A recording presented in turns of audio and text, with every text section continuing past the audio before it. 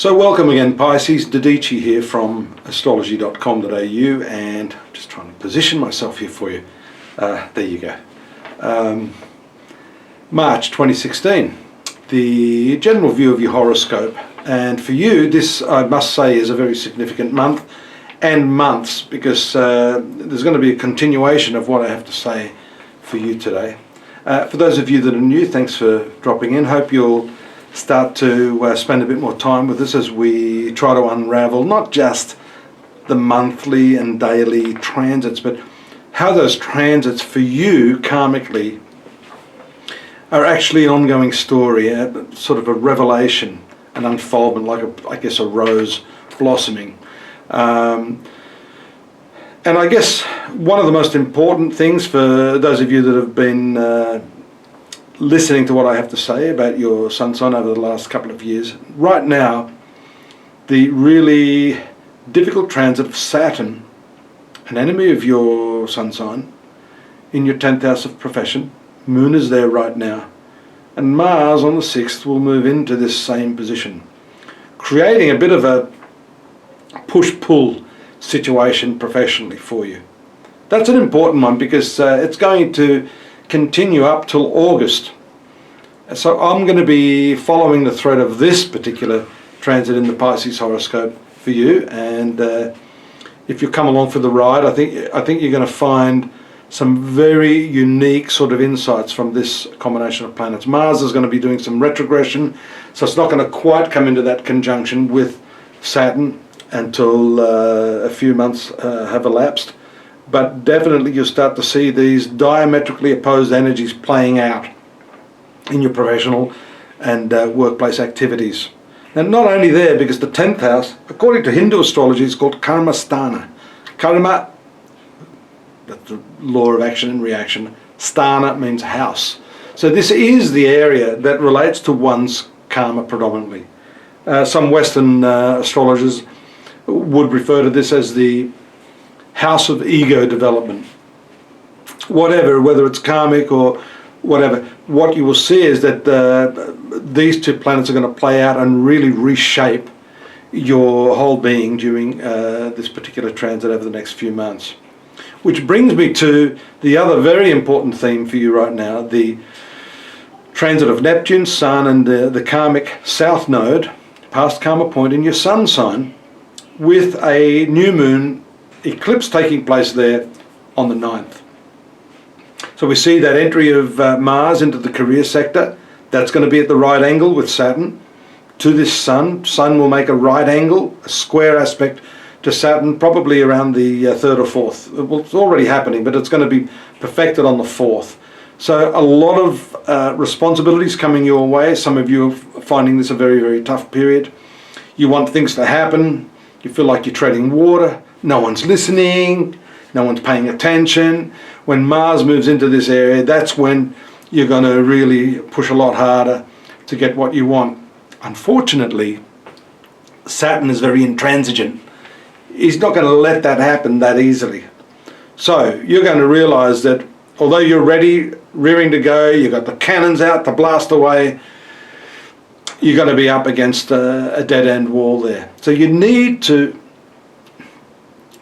take a whole fresh approach on how you're handling your circumstances in life, Pisces, both in your profession and also in your personal life, because we see there the Sun, Neptune and Ketu, south node, in the foreground, in your sun sign, and these planets are opposed to Jupiter, the north node, in your relationship sector.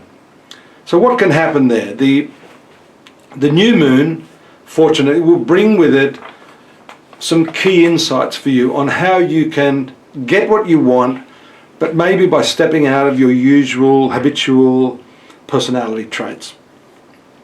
Not being the yes person that you are. That may be what Mars is going to be doing for you when it enters into your career sector.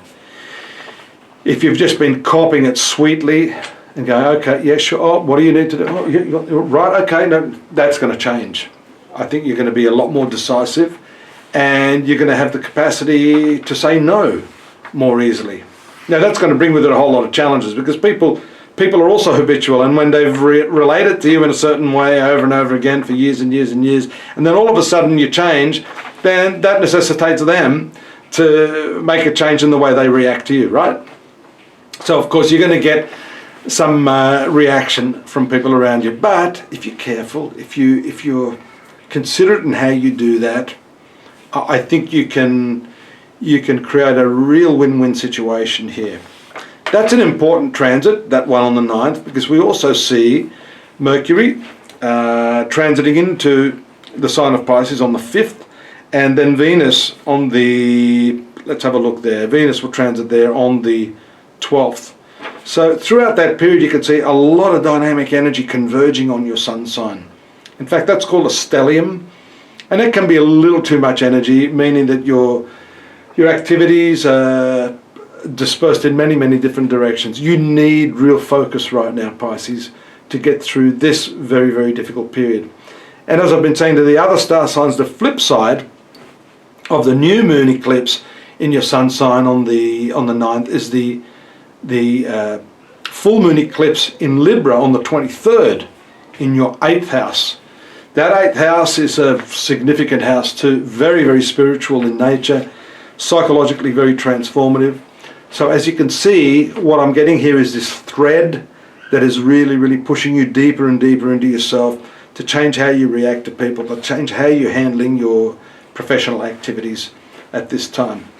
Your ruling planet, or one of them, Jupiter, is in retrogression right now in the 7th house of relationships, very near to the North Node.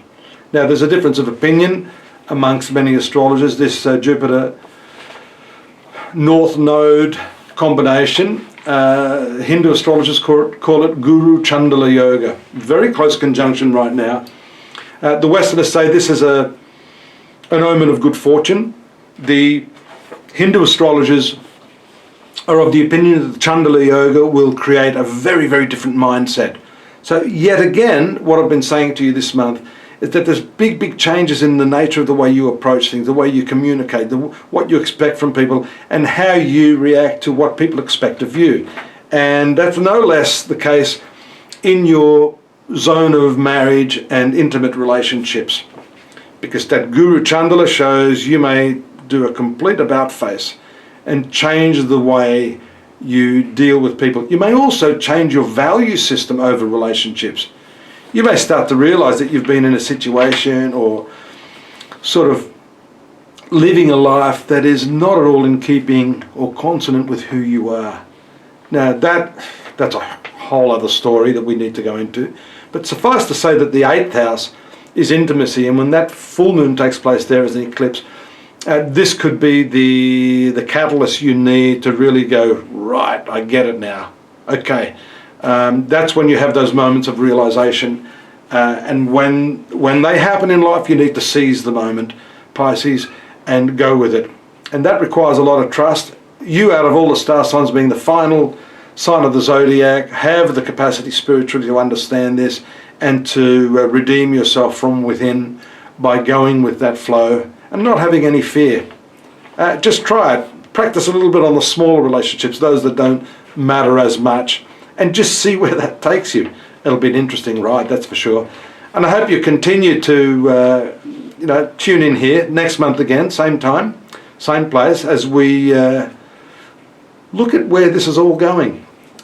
Don't forget astrology.com.au for those of you wanting more personal services, either with me or some of my associates at the site. And naturally lots of free stuff, oracles, daily readings, weekly, monthly readings, all that sort of stuff available at the site. See you next month. Good luck. Take care now. Bye-bye.